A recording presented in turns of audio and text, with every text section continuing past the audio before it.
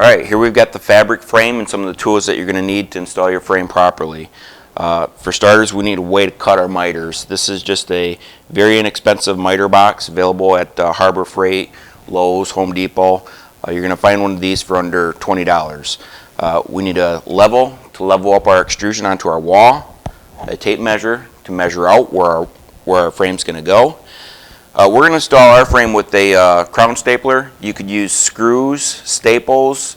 If you're going on concrete or block wall, you're going to use a Tapcon cement anchor, and you may want to put some double-faced adhesive on the back of your extrusion on cement.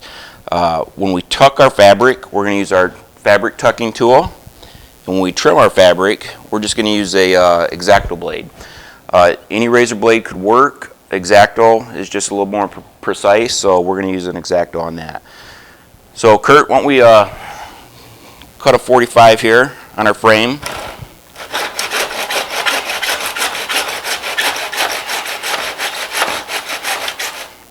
That's pretty much the extent of the cutting that you're going to need to do. The plastic extrusion cuts very quickly. Alright, we've got all our extrusion pieces cut for the size frame that we're doing. We've already pre-marked our wall, so we know exactly where that first piece goes, so we're going to lay that up right now.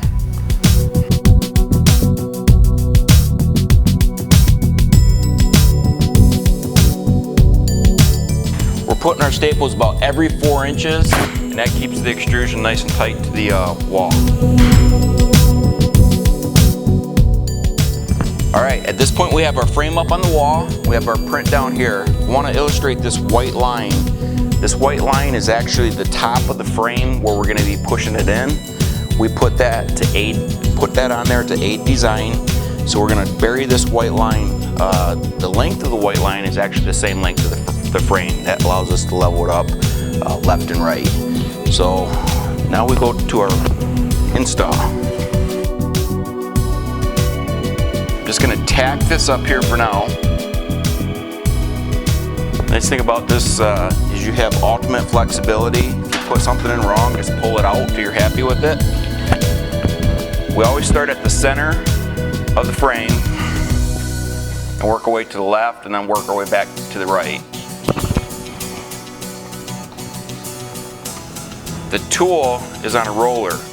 We want to bury the tool so it bottoms out in the extrusion and roll it forward, taking bites of the fabric. Very small wrinkles you can just kind of retuck in there. They're going to pop right out. Here's where a little bit of care is needed. We're going to trim our excess fabric off of our frame using our X-Acto blade. What I like to do is use the edge of the profile as a guide. I'm right-handed, so I'm going to put my knife back in here into those little teeth and cut the excess. Now the better you trim it, the less tucking that you're going to have to do in the final step. Here's where you need to be careful. You do not want to cut this piece of fabric. It's not very difficult not to cut that fabric, so just take your time in this step and everything will turn out right.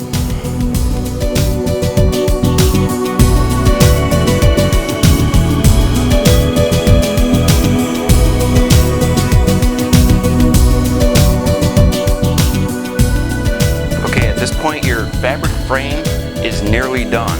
After we've trimmed the frame, we're going to see some very light edges around the frame where we've trimmed, and at that point we're just going to retuck. Just push those back into the extrusion and we won't see them. And there we have it. It's your fabric frame.